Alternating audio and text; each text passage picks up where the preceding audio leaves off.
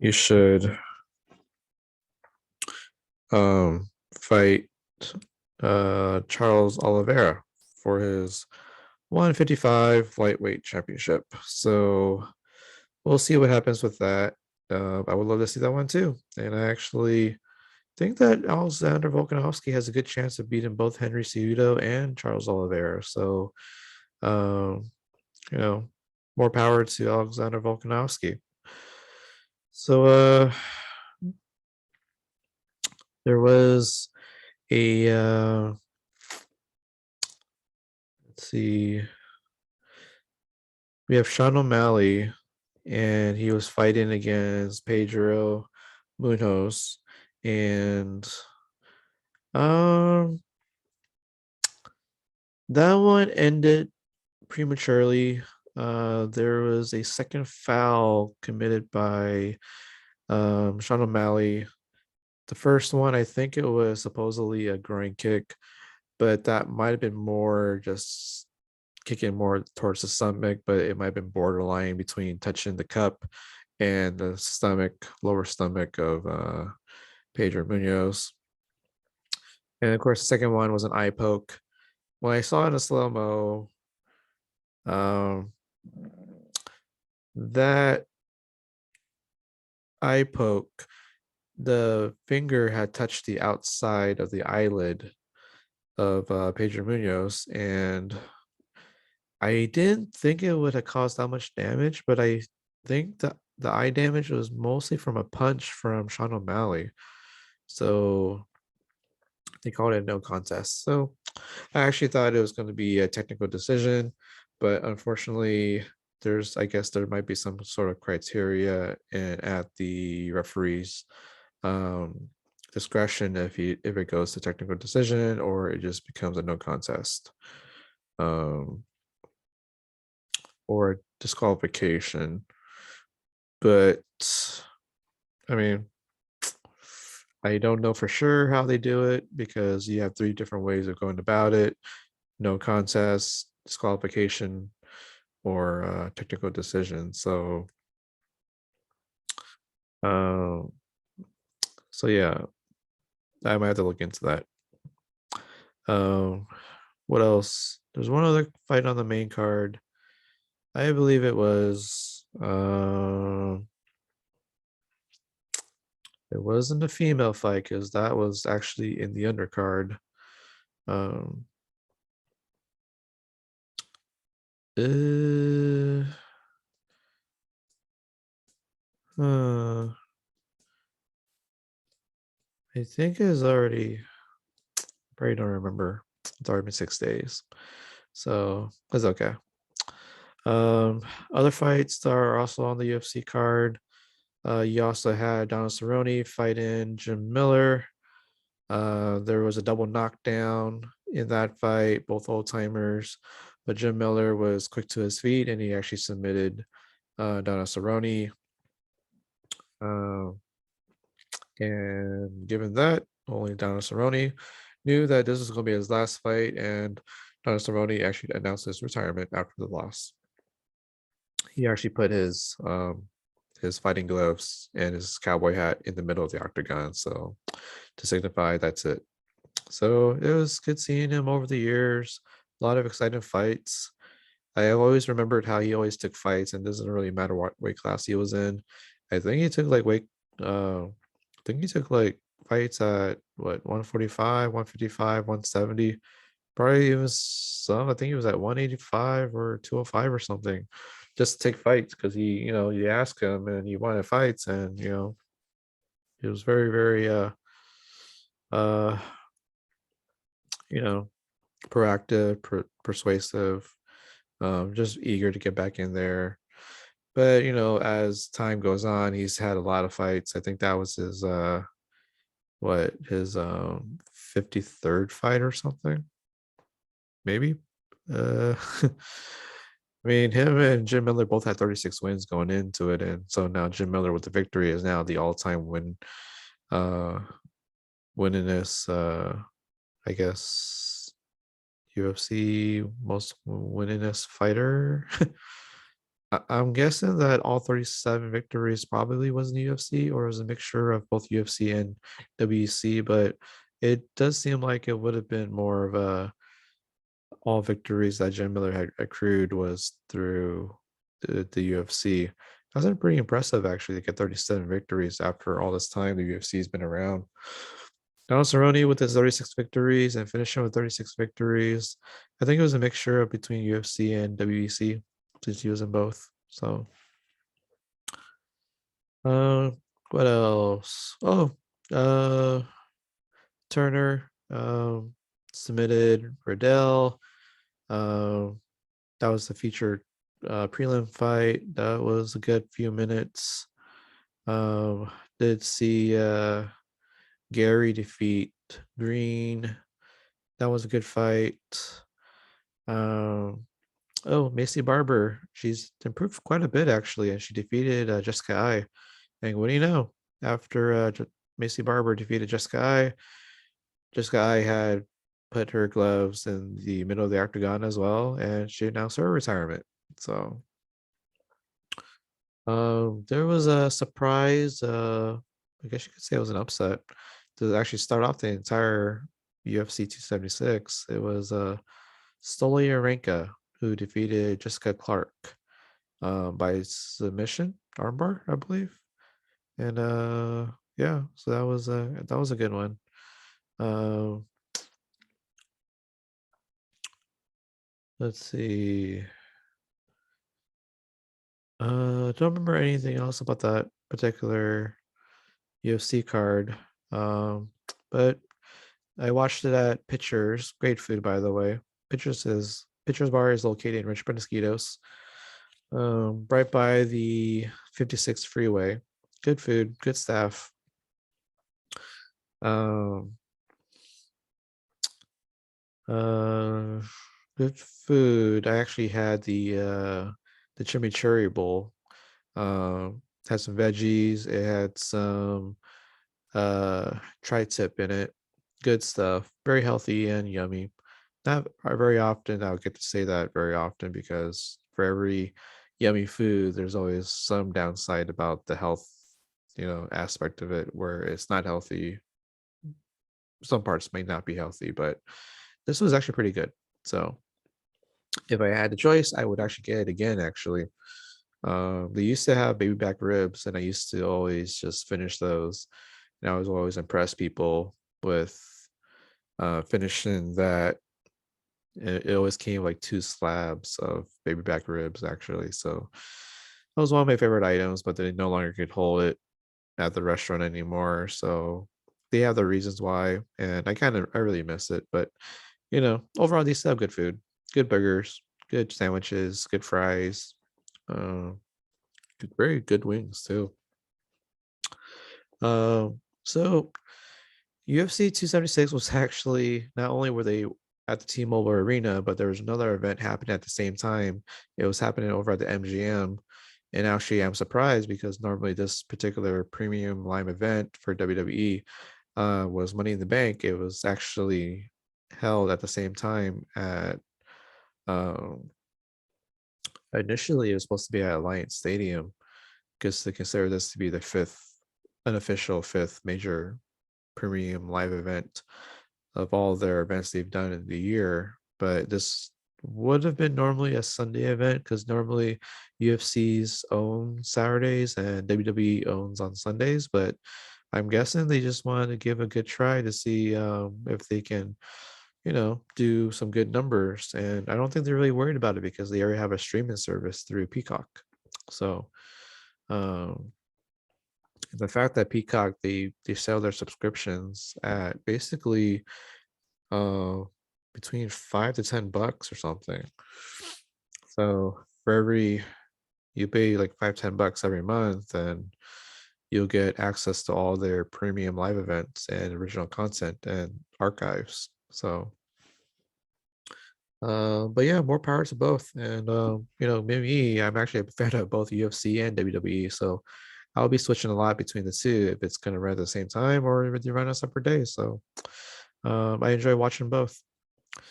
Um, so about Money in the Bank, um, the big surprise, you have Liv Morgan. She outlasted 6 other women in the Money in the Bank ladder match to get a briefcase which contains a contract that will guarantee her a title shot at any time up to a year to fight the women's champion. Could be either the Raw women's champion or the SmackDown women's champion. And a lot of good spots. Some some featured spots where I think there was I think 2 suplexes by one woman at the same time. Raquel suplex both. I think Becky Lynch and Liv Morgan, I believe, and they both landed on the ladder. That was a good spot. Uh, it always makes me kind of cringe every time they land on a ladder, but good stuff. And then a lot of good action throughout the match. Uh, you actually had in this match, so you had Raquel, you had Asuka, you have Liv Morgan, you believe you also have Lacey Evans. You also have Shotzi Blackheart. So you had, I believe you had Alexa Bliss, Liv Morgan, Becky Lynch, Asuka, Raquel, Shotzi Blackheart, and I have a feeling no. Well, that's right. Because for some strange reason, I thought Natalia was in the ladder match, but she was actually fighting Ronda Rousey actually. So okay. So the 7 competitors, you have Liv Morgan, you have Alexa Bliss, you have Raquel, you have Shotzi Blackheart, you have Lacey Evans, you have Becky Lynch, and you had Asuka. So I think that was the 7 competitors. And the finale of that match, you had Liv Morgan on one ladder next to Becky Lynch on another ladder. Becky actually pushed off Alexa. She was about to, no, Liv Morgan, my bad. And then as Liv Morgan and her ladder was falling to the side, she actually caught the rope and she was able to propel herself back up right next to Becky Lynch and knock Becky Lynch off of her ladder. And she was the only one around left standing on the ladder. Nobody else was coming up, and Liv Morgan was able to climb up to the top of the ladder and grab the briefcase and became Mrs. Money in the Bank. So she had up to a year to cash in that contract to get a title shot at any time she wants. And well, what do you know? Just about, let's see, 2 hours later, after Ronda Rousey had her match with Natalia, good matchup, a lot of submission holds, and Ronda Rousey ended up um, winning the match by submission, and but in doing so, she may have hurt her knee, and that was the perfect time for Liv Morgan to come out with her Money in the Bank briefcase and cashed in on Ronda Rousey, and to start off the impromptu title match. Liv Morgan was caught in a ankle lock, and it looked like it was one of those cash-ins where you failed because you attack, but you end up getting pinned, or you end up just getting punished um, and lose the opportunity right there. And then it's always kind of embarrassing that you're almost guaranteed to win the championship if you cash in at the right time, because the champion is usually beaten up, tired, and they don't have enough energy for another match. But in one of these rare cases, it looked like the champion had enough to beat the Money in the Bank um, winner who wanted to try to take advantage of the situation. But luckily for Liv Morgan, she kicked the bad knee of Ronda Rousey. Ronda Rousey let go, and Liv Morgan ended up rolling up and making sure that she had a hold of the bad knee so that Ronda Rousey couldn't really push off. And you get the 1, 2, 3, and Liv Morgan is your new SmackDown Women's Champion. I'm actually happy that Liv won because it was a long time coming. And let's see what Liv Morgan can do with her title reign. I actually want to see what she can do and how good her matches will be and how good her storyline is going to be going forward. And she might have a title match with Ronda Rousey pretty soon, and maybe a title match also with Natalia too. Or they actually have a match set up where if Natalia wins next week, then she gets an automatic title shot against Liv Morgan. But I have a feeling that Liv Morgan is going to win, and in a way, it's kind of also defending your title, but it's not officially a title match. So I think Liv Morgan will win a few matches as champion, and it'll set up the big payoff at SummerSlam, which is July 30th. Side note about that July 30th date, it's also another big event. It's a premium live event. It's one of the, well, I would have said one of the Grand Slam premium live events that WWE would hold in a year, because you had the Royal Rumble, WrestleMania, SummerSlam, and Survivor Series. But so this is one of their what would have been basically your one of the four major ones. I guess you could say the Grand Slam of premium live events for WWE. So it's held on a Saturday, if you believe that, which is also the same date as UFC 277. So again, WWE and UFC are going head to head on July 30th on a Saturday. So I'm basically gonna come up with a plan where either I'm gonna watch UFC first and then watch WWE's event afterwards when I get back, or I'm gonna have to try to watch UFC at a bar and then on my phone. By the way, I need to buy a power bank for my phone because I keep running into the issue of running out of power for my cell phone. It's not holding the charge as much when it gets down to the last 15%. So gotta look into that. Anyways, I'm hoping to pick and choose moments of the WWE premium live event on that day where I'm gonna tune in, um, turn on my Peacock on my phone, and try to watch both at the same time. So I'll be having a split attention strategy going on that day. It's weird because normally I wouldn't have to do this, but I might have to try to see how well I can do double duty with my viewing priorities that day. So anywho, going back to Money in the Bank, yeah, so Liv Morgan, not only did she win Money in the Bank earlier, which started off the premium live event, but she ended up cashing in on Ronda Rousey later that night. So kudos to Liv Morgan. The other one was the men's Money in the Bank. You had, let's see. In that match, you had Drew McIntyre, Sheamus,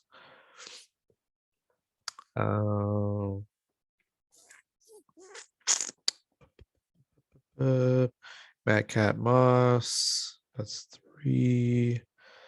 I think Nakamura was in there too, so that's 4. Who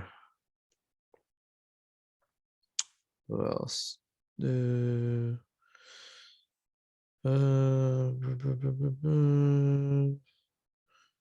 Matt Riddle, that's 5. Austin Theory actually got added to this match because he already lost earlier in the night. He actually lost his United States Championship to Bobby Lashley. So that makes 6. So they actually had 8 competitors in the Money in the Bank ladder match for the men's side.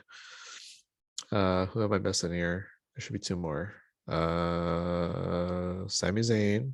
So that's makes 7. And the last one who was part of that match,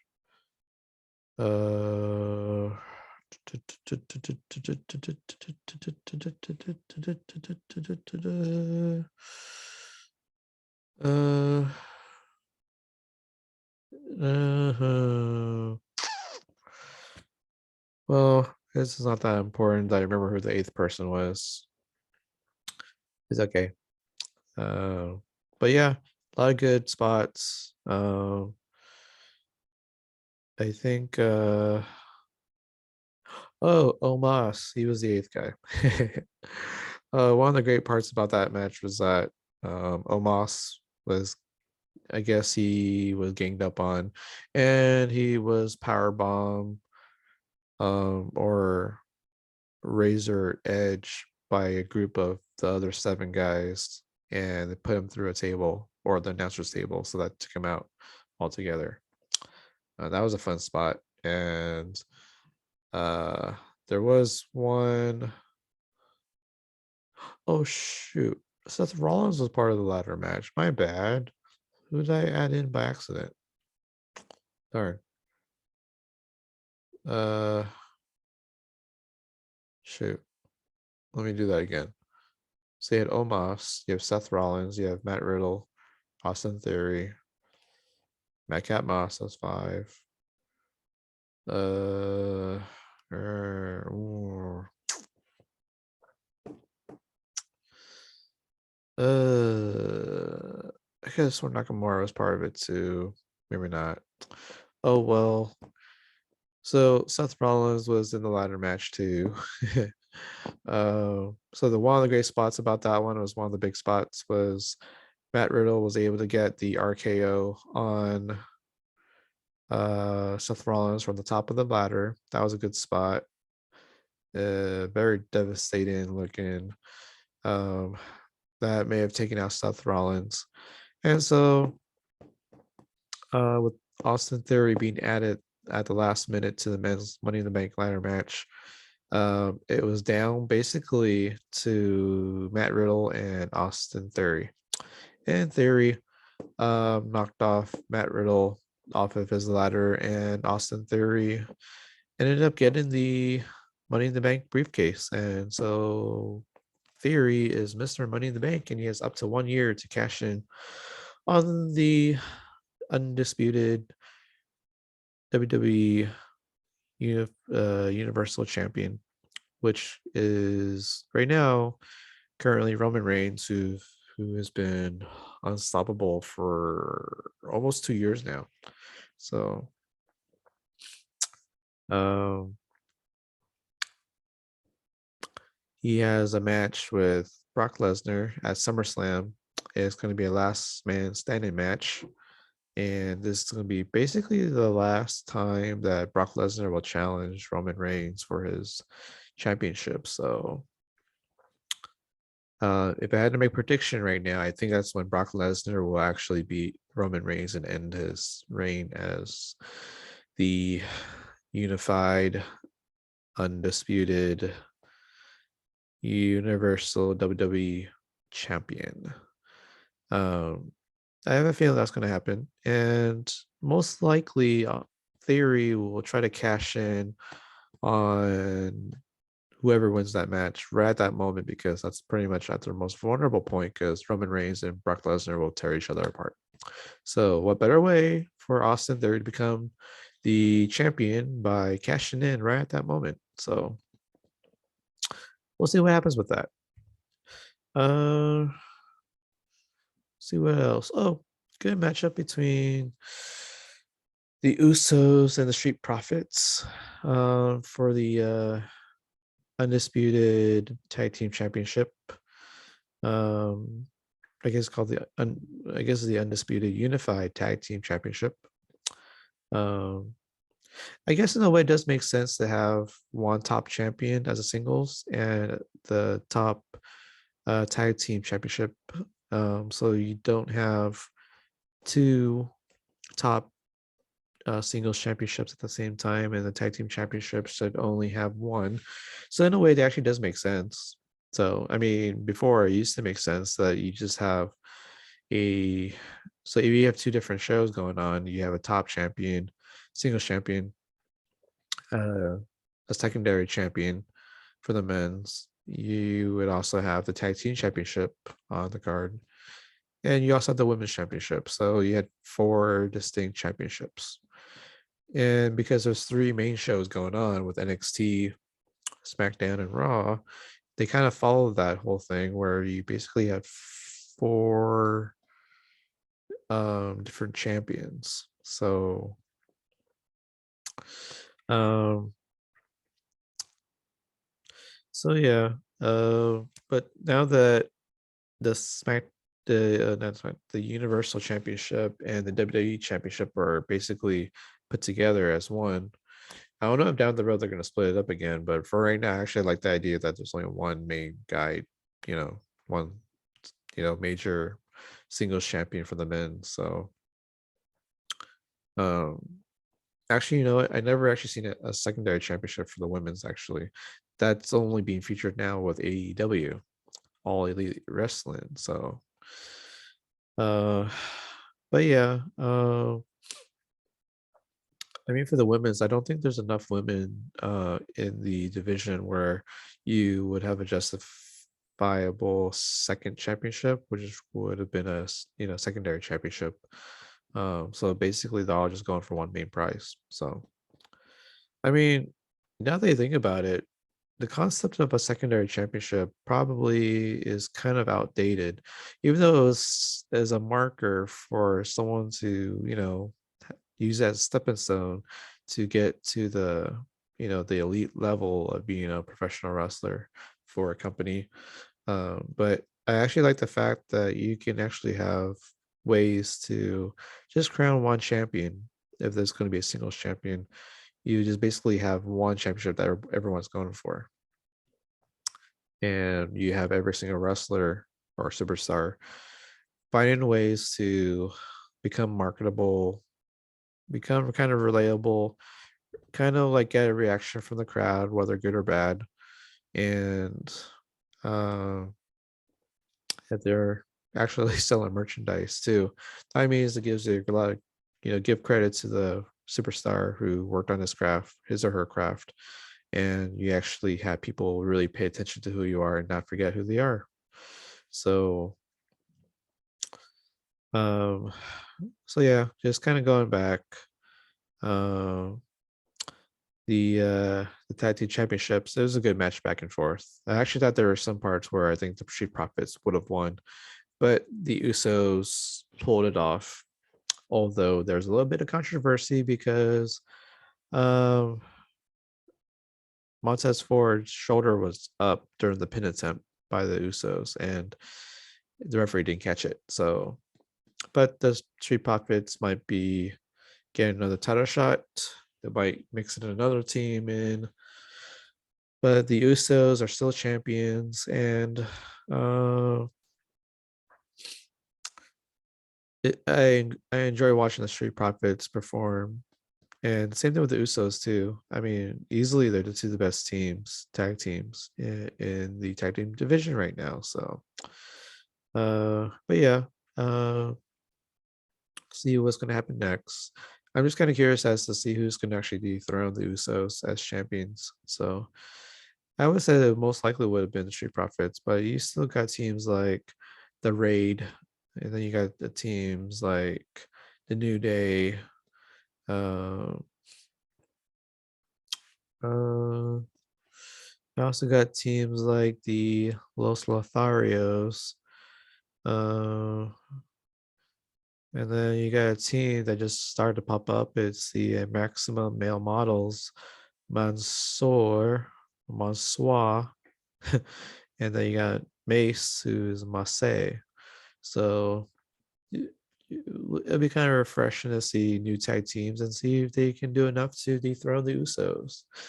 Otherwise, they're going to have a longer reign, and will stay that way until someone can prove that they're you know, doing much better um, than the others, and put it together and beat the Usos at some point. So we'll see what happens.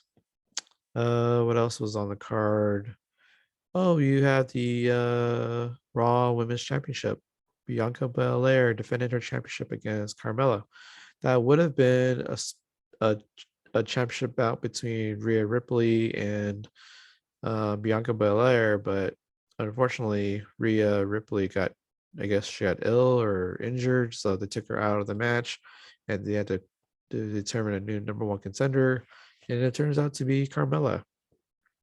So it was a good match, back and forth, and I still love Bianca Belair's finisher. Just was the KOD, was it? Yeah, that was a great move, and can't wait to see who Bianca Belair will fight next. Um, I would like to see her fight again. Rhea Ripley. That's a good matchup. Could be an instant classic, really. And I'll be looking forward to that down the road. Uh, what else was on there? Oh yeah. Uh, uh, let's see. You had Bobby Lashley defeating Austin Theory. That was a It was a decent matchup, and I was expecting Bobby Lashley to beat Austin Theory. He's kind of annoying. Um, but yeah, uh,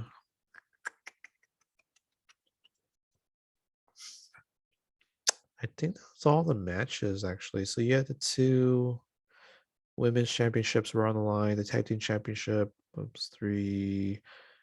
The United States Championship was four. You have the two ladder matches.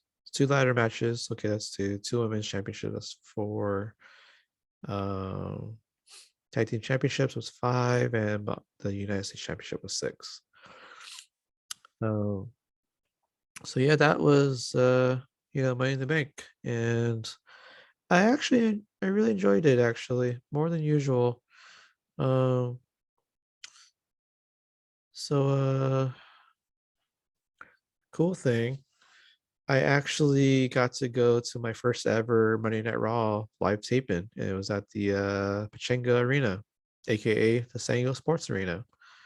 So I got to sit 7 rows from ringside, and I was actually sitting away from the stage, but I was actually somewhat close to the announcer's table. And I actually recorded the tape in.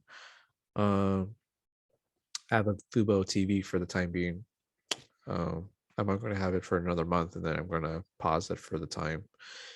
Um, but yeah, I watched the episode, and I did see myself at least clearly 3 times. And you can see me wearing my blue Chargers cap and my bright orange shirt. So I was able to identify myself in the crowd. So I would say that's my greatest life achievement. So yeah. uh, so with that being the case, so I show up, I took some pictures, got to see the whole setup, and I was like, I was just happy to be there, and I got to see how they do the whole thing. So they started off with 2 matches, which is actually taped for another show, main event, and I think the first match was T-Bar versus Cedric Alexander. Decent matchup, good match, and it came with a finish where Cedric Alexander hoisted up T-Bar for a special suplex maneuver finisher, and he defeated T-Bar. So Cedric Alexander with the victory. And then the next match on the main event tape in was Veer Mahan up against Mustafa Ali. Um, it was good match, decent matchup, decent work. You got a power monster in Veer Mahan, and you got a high flyer, fast wrestler in Mustafa Ali, and uh, Veer Mahan got the victory with a submission hold. Got Mustafa Ali to tap out. or I guess he can respond to the referee um, when the submission attempt was being applied by Veer Mahan. So he has this submission hold where he will um, he'll put one leg over one arm, and then he's gonna pull on the neck, the chin of the wrestler, and he'll wrench the neck and chin of the wrestler in the submission hold, and he will either get the wrestler to tap out or pass out from the pain. So actually, it's kind of a cool modified version of the camel clutch, um, but it was a good showing of how powerful and um, of how Veer can look as a monster, and hopefully he'll do you know he'll get better matchups down the road, and might book him as a possibly an unstoppable monster if he gets the crowd reaction, and you know if he can move merchandise too. But if he can actually keep working on his craft and have some put on some good matches, so he'll get some better quality matches down the road with higher caliber, higher profile matches with the best performers of the roster. So a lot of times during Monday Night Raw taping, when they're in between segments, they do run some highlights of like WrestleMania that just occurred this past April. And they did some Broken Skull pre-game segments. So you had Stone Cold talking to uh Mick Foley, aka Mankind, aka Dude Love, aka Jack Cactus Jack. So they actually show some highlights of Mick Foley's career, and one in particular that always stood out to me was when Mick Foley, as Mankind, had a match with The Undertaker at Hell in a Cell. I believe this was back in 1998 or 1999. So the spot I'm thinking of that they're talking about was when The Undertaker threw off Mick Foley from the top of the Hell in a Cell and landed into the announcer's table at the bottom of the floor. That was always a cool spot. It was kind of breathtaking, and Mankind, Mick Foley was still alive. So that was one of the best moments in wrestling history, WWE history, if not all of wrestling. So, um, so I remember Bobby Lashley coming out, uh, talked for a little bit. He was interrupted by Austin Theory, and I always thought that Bobby Lashley had a great entrance, um, intro, music, all together. Just all together with the way his music and his interest goes together.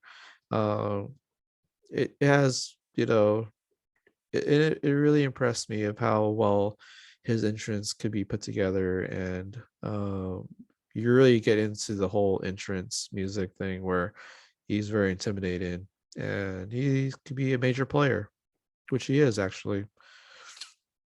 I would see that he'll be back in the major title scene for the undisputed unified WWE Universal Championship again. He'll probably be challenging for that title pretty soon.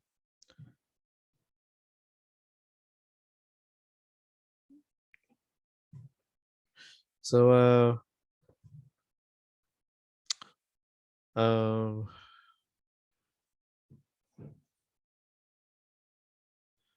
uh Bobby Lashley, so he has a rematch with Austin Theory for his United States Championship. It's going to be at SummerSlam. Uh, so AJ Styles, great entrance as well. He was facing off with the Miz. Good back and forth matchup, and AJ Styles defeated the Miz with a flying, phenomenal forearm. But after the match, Tommaso Ciampa actually helped out the Miz and beat down on AJ Styles. So uh there's like a new alliance. But I've noticed Ciampa been doing that. He's been running in, beating up guys behind their backs, and he'll show up and he'll make a big statement. One time I think he attacked Mustafa Ali. So Ciampa, I'm glad that he's getting a lot of face time, and he might become a major player down the road. So we'll see how he is on the main roster. Um, so there's that, and then I remembered the Mysterios, Dominic and Ray.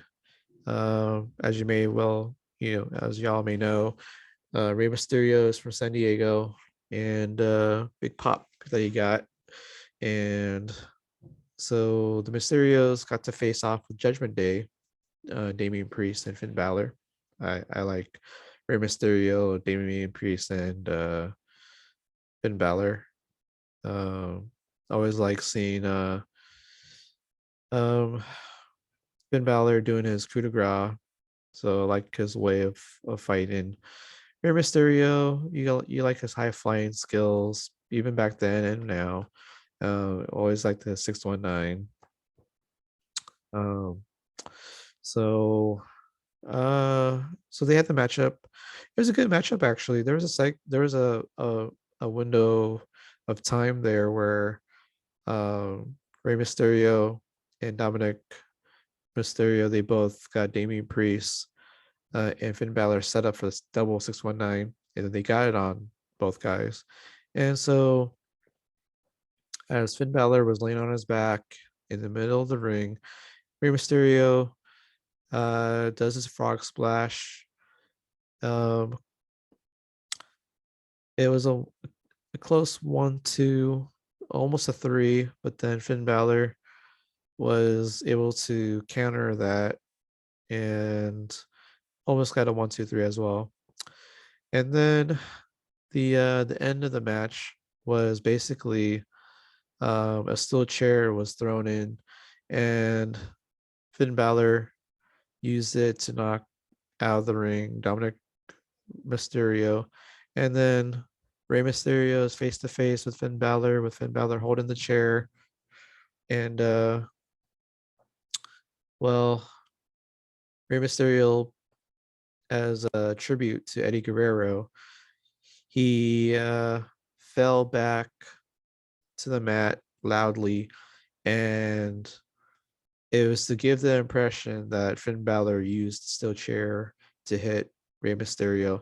And because the referee turned around from the sound of Rey Mysterio falling on his back and grimacing in pain on the mat, and with Finn Balor holding the steel chair, the referee put two to two together and disqualified Finn Balor for using the chair, even though he didn't.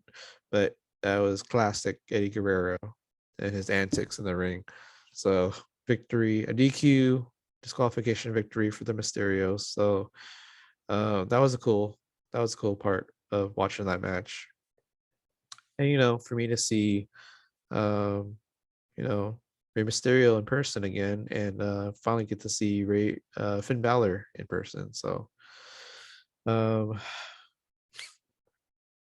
oh, let's see what else I remembered. Oh, so Liv Morgan came out with her new SmackDown Women's Championship. I was yelling out, "You deserve it." And I don't know, I might have started a chant of "You deserve it." And I really enjoyed that. And the championship title on Liv Morgan looks good on her. And Carmella and Natalia came out, and they're trying to discredit Liv Morgan on her title victory, and they Natalia claims that she softened up Ronda Rousey. to allow Liv Morgan to cash in on Ronda Rousey.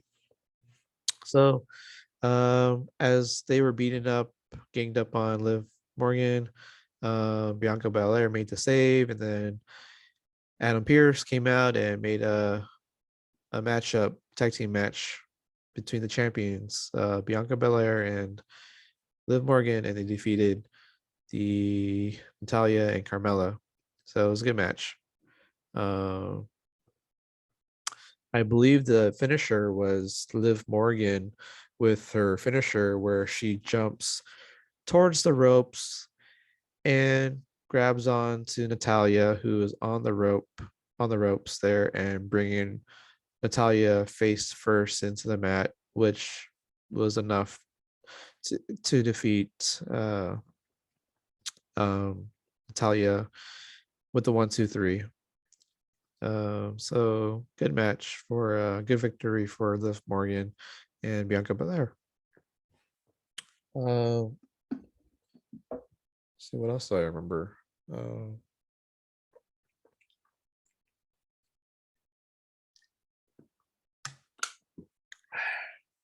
Oh, they're showing a lot of segments with the Street Profits hosting the hot dog eating contest and July 4th celebrations out in the parking lot. And you see Ezekiel there, you see Tozawa, you had the Alpha Academy with Chad Gable and Otis, even Seth Rollins too. And so because of all that, there was let's see. Okay, let's break this down. So because of that July 4th segment, there was actually a 6-man tag match between Bobby Lashley and the Street Profits going up against the Alpha Academy and Austin Theory. And it was a good matchup, good wrestling, and I think let's see, Bobby Lashley, I think he pinned Chad Gable after got a spear. But there's some good moments where you saw Chad Gable doing some incredible stuff, impressive stuff. But he did a suplex, and he did a suplex, I think, on Montez Ford. That was impressive, actually, because he actually flipped him over and had him face, land stomach face first, as opposed to landing on your back, which is usually for most suplexes. But he actually tossed Bobby Lashley at one point. So, but you also have Otis. So the thing about Otis is that he actually ate a lot of hot dogs, and because he challenged Dawkins, and I thought it was going to be Otis versus Dawkins in the hot dog eating contest, but you had Tozawa who ate more hot dogs than the both of them. So, but because Otis was participating in the hot dog eating contest, he said he was feeling unwell, and what do you know? You wrestle with a full stomach, and so after the Alpha Academy and Austin Theory lost their match to the Street Profits and Bobby Lashley, Otis basically threw up. So he threw up some of the hot dog, um, bits and pieces. So that was kind of funny. So another part that came from that July 4th celebration in the parking lot, you have Ezekiel and Seth Rollins. Ezekiel actually looks pretty impressive. He actually has some good spots where, he was showing some good power moves and he had a good flow with his game plan. But in the end, Seth Rollins, he countered Ezekiel. I believe he countered off of a pin attempt for 1-2, but Seth Rollins thinking quickly, and he ended up doing the curb stomp on Ezekiel to get the 1-2-3 and the victory. So good win for Seth Rollins. Um,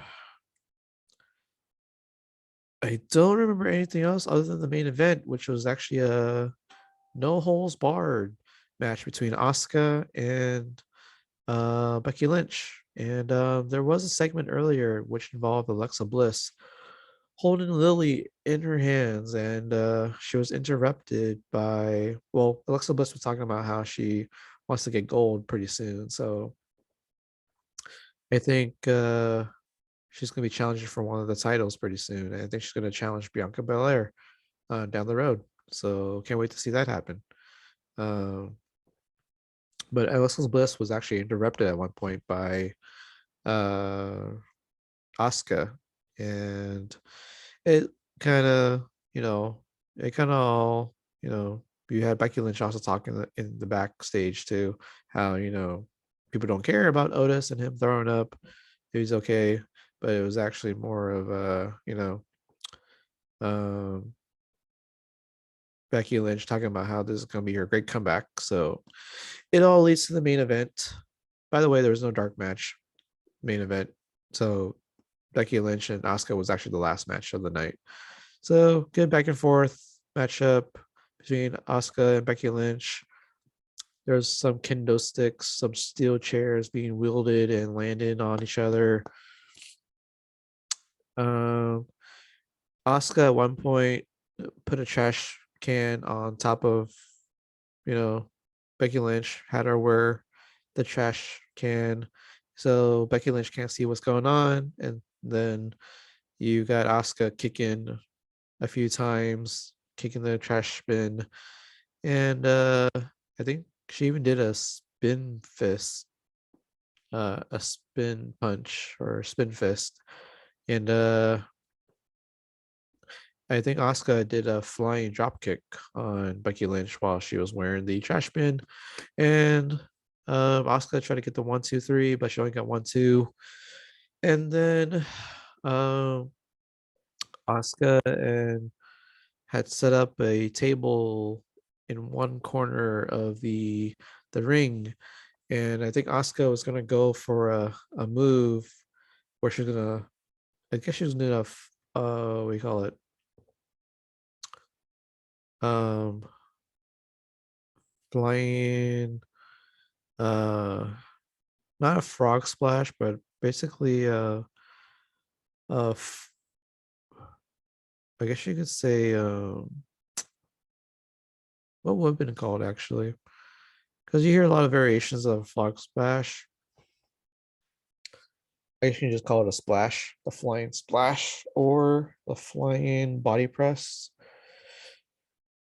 Um, let's just call it I don't know, a flying splash, just for the sake, because a lot of variations of it, but you hear a lot the frog splash, but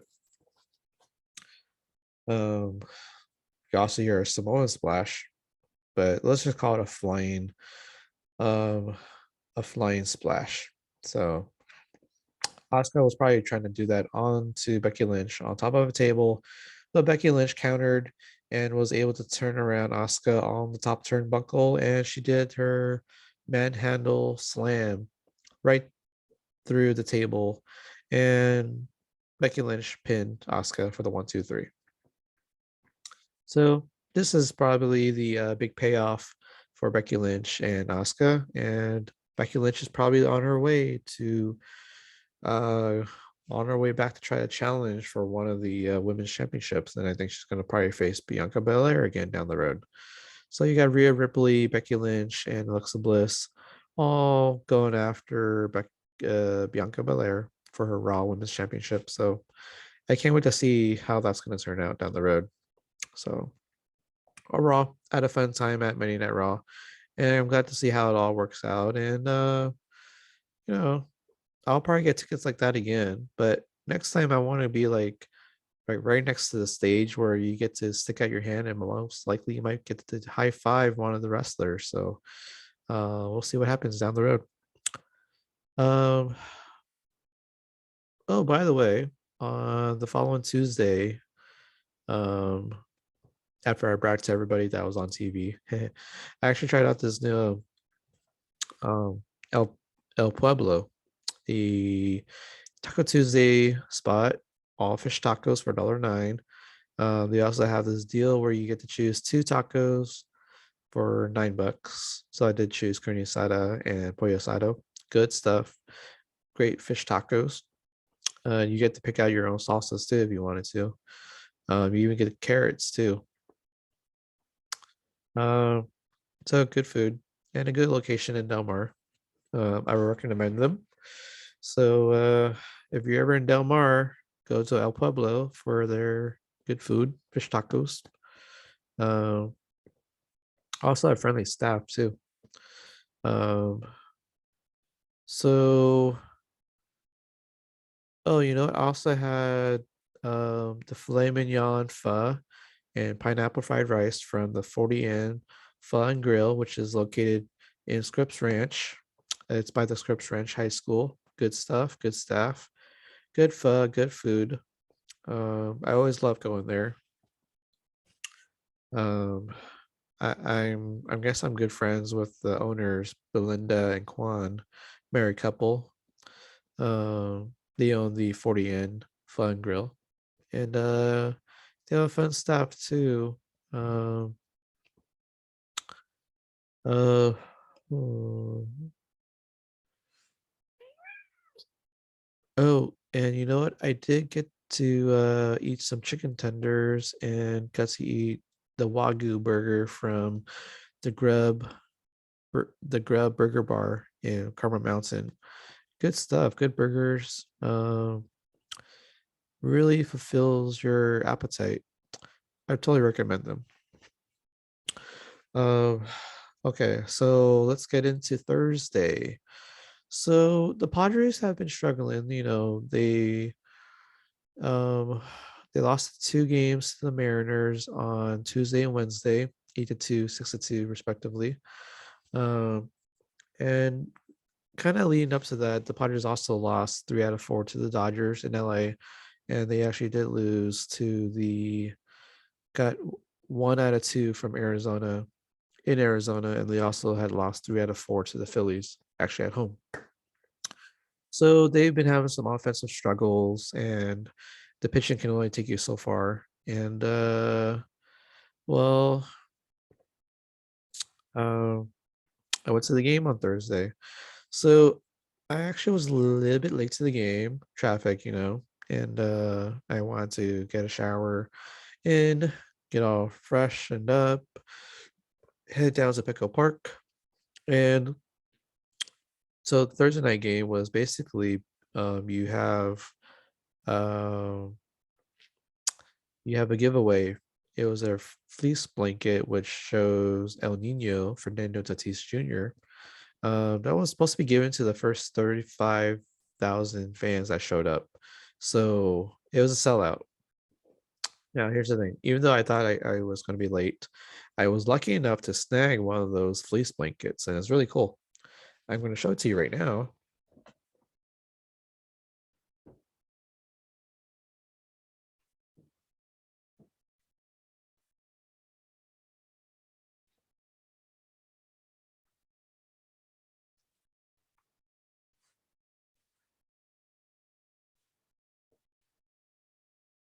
Oh, this is how it looks.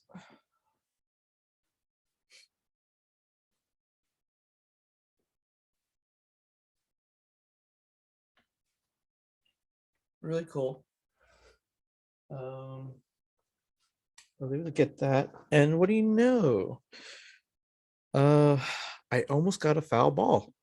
And I was sitting in section 120, row 24, and the ball was hit. It was a foul ball. It was hit by Jake Cronenworth. And I don't know. I had decided to actually buy the ticket like the night before, and I knew that I was going to go to the game on Thursday. And so I figured being in 120, it was a good shot.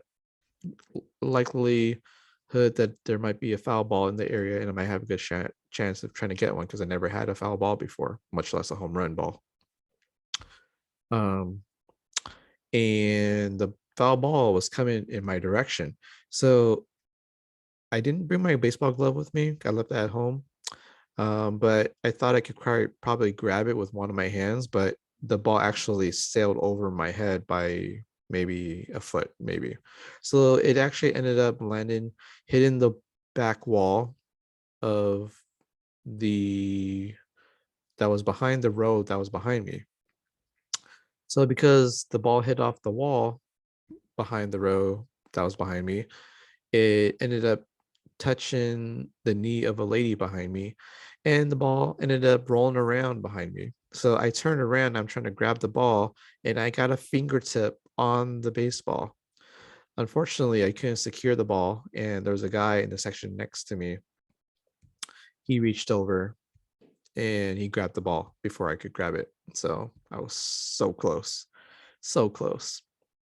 I would have been so happy because that actually would have been a perfect night, because not only did I get my fleece blanket when I thought that I was not going to get it for being late, but the Padres won 2-1 walk off by Alfaro.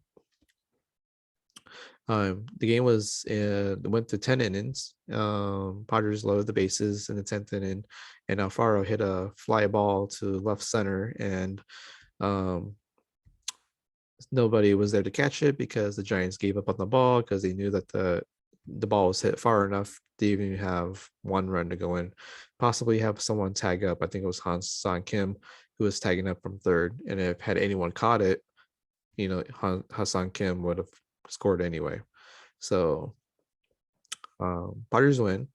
Um, Padres had actually had a 1-0 lead going into the ninth inning, and Tyler Rogers is usually reliable to close out a game when he has a lead, but unfortunately, there was somewhat of a controversial hit by pitch um, that occurred on an 0-2 count with, I believe, one out in the ninth inning. And so that allowed that runner to be on first base. And it turns out that runner stole second base. And so when there was a base hit with two outs in the ninth inning, had got past the first baseman, and the right fielder would try to throw the ball into the infield, and the runner had actually scored. So the game was tied 1-1. So had that hit by pitch not occurred, and it was actually reviewed too to see if it actually touched the batter, but I guess they had to say that the call on the field stands. So there was enough evidence to show that the ball did not hit him. So the initial call already was hit by pitch. So the batter ended up, being on first, who ended up scoring anyway. So there was that. But before that, the reason why it was 1-0 is because Manny Machado hit a home run towards center field, towards right, left. So yeah, center left. So it was a good matchup. Pitcher's duel. Joe Musgrove was pitching that night, shutting down the Giants for as long as he could. And then you know, Padres win. I did get some food. I got food from Ding Tai Fung. So I actually got spicy wontons. And I also got uh the pork buns. Pretty good. And I'm glad that Petco Park tends to have new food places set up every single season. So it still shows that they're one of the best ballparks in the United States. So they have a reputation to uphold. Um, so yeah, uh, it was good seeing the Padres win, and I actually got to talk to two guys that was sitting to the right of me. It was a father and a son-in-law. So Apparently, the father was a 49ers fan, but he's also, Padres fan. And we talked for a little bit about Chargers, 49ers, um, and the Padres. And then when I first got to my seat, I bought it off StubHub. So I actually got to talk to one of the guys that was sitting to the left of me. And I guess it was like a quadruple date going on because there was 8 of them and it looked like there was 4 couples together. So the one of the guys, he wore an Ultimate Warrior t-shirt, so I talked to them about going. I was actually at the live Midnight Raw taping on Monday, so talked for a little bit. um so yeah, it was a cool night. Got my fleece blanket. I saw the Padres win in entertaining fashion. And it would have been a perfect night had I got that foul ball and I could say that I touched it with my middle finger. So next time hopefully I'll get the foul ball next time. So all right, guys. That's it for me today.